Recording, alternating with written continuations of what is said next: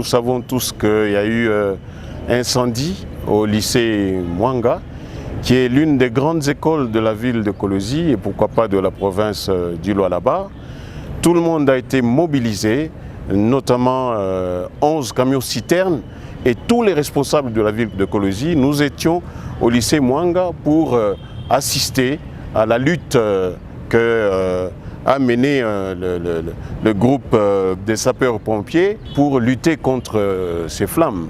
Nous avons d'abord constaté que les flammes étaient très fortes, mais Dieu merci, les flammes ont été maîtrisées. Quant au bilan, jusque-là, Dieu merci, nous ne déplorons aucun mort. Donc aucune de nos filles du lycée Mwanga n'est décédée jusque-là. Néanmoins, j'ai à mes côtés le ministre de la Santé qui peut donner en détail les quelques cas qui sont pris en charge par les structures sanitaires de la ville de Kolosi.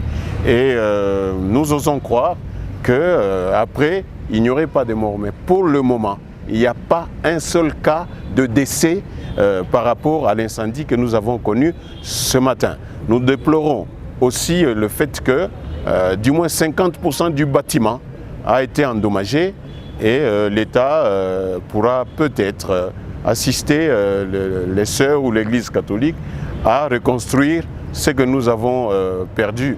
Néanmoins, il y a lieu d'espérer que l'année scolaire n'est pas finie pour le lycée Mwanga. Il y a toujours moyen parce qu'il y a quelques locaux qui peuvent encore être utilisés en attendant la reconstruction de la partie endommagée. Je vais demander au ministre de la Santé de vous donner le bilan après le tour qu'il venait de faire avec son collègue de l'éducation.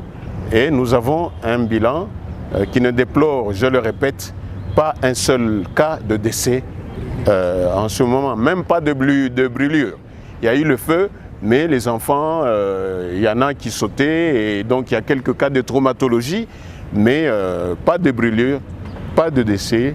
Les blessés, il y en a, c'est tout à fait normal, mais le ministre de la Santé peut me donner les détails qui pourra édifier les uns et les autres. La cause, bon, il y a des gens qui spéculent, il y en a qui parlent de court-circuit électrique, d'autres qui parlent d'un feu qui partirait du côté de l'école primaire, mais nous sommes contents d'apprendre de la bouche du procureur que l'enquête est déjà ouverte depuis ce matin et donc dans les heures qui suivent, nous serons fixés sur la cause exacte de l'incendie. Voilà, merci. Donc à ce stade, le bilan est de 132 cas de victimes, dont 8 cas sont avec un pronostic vital entamé, mais stabilisé au niveau des structures sanitaires de prise en charge. Mais nous notons qu'il n'y a aucun décès à ce stade. Nous n'avons aucun brûlé à ce stade, mais nous avons les cas que nous avons soulignés, ce sont des cas de traumatisme physique, bien sûr, suite à différentes chutes, mais aussi psychologiques. Ici, nous soulignons très bien qu'il y a des cas psychologiques, aussi bien de stress post-traumatique aigu que de stress post-traumatique chronique, et qui va donc nécessiter une prise en charge psychologique à court terme, et des cas qui vont nécessiter aussi une prise en charge médicale ou chirurgicale à moyen, long et court terme.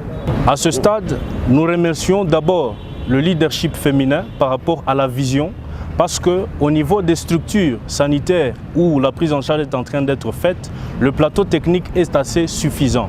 Non seulement ça, la province, dans l'approche bien sûr multisectorielle, a mis la main à la poche pour répondre à 100% à cette prise en charge. Donc il n'y a aucune famille à ce stade qui est en train de prendre en charge financièrement les cas, mais néanmoins nous invitons à ce que tout le monde puisse faire la prise en charge psychologique de tous ces cas, que ce soit aujourd'hui ainsi que dans le long terme, puisque le stress post-traumatique nécessite aussi cela.